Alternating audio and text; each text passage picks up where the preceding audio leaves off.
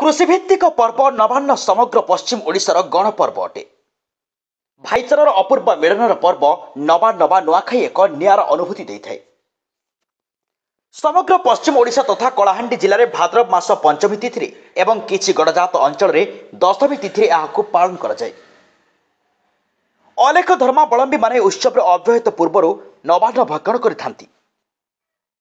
ଏହି ପରିପ୍ରେକ୍ଷୀରେ ଜୟପାଟଣା ବ୍ଲକ ଅନ୍ତର୍ଗତ ଅଲେଖ ଅଖଣ୍ଡ ମହିମା ଆଶ୍ରମ ଧନଶୁଳି ମହିମା ମଠରେ ପୁନିଧାରୀ ମହିମା ଧର୍ମ ସମାଜର ସାଧୁଭକ୍ତମାନେ ନବାନ୍ନ ଭକ୍ଷଣ ପର୍ବ ପାଳନ କରିଛନ୍ତି।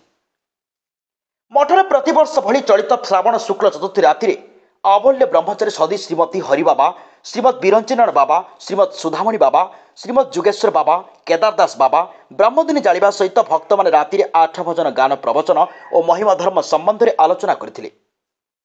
ପରେ ଆଜି ସକାଳେ ବ୍ରାହ୍ମ ମୁହୂର୍ତ୍ତରେ ପଣାଢାଳି ଯଜ୍ଞର ପୂର୍ଣ୍ଣାହୁତି କରିଥିଲେ। ପରବର୍ତ୍ତୀ ସମୟରେ ମହିମା ସ୍ୱାମୀଙ୍କୁ ନୂଆ ଅନ୍ନ ସମର୍ପଣ କରି ଶହ ଶହ ଭକ୍ତ ମିଳିତ ଭାବେ ଆନନ୍ଦ ଉଲ୍ଲାସରେ ନବାନ୍ନ ଭକ୍ଷଣ କରିଥିଲେ। କଳାହାଣ୍ଡିରୁ ଜଗନ୍ନାଥ ନାୟକଙ୍କ ରିପୋର୍ଟ, ସମ୍ଭବ ଟିଭି ଓଡ଼ିଆ।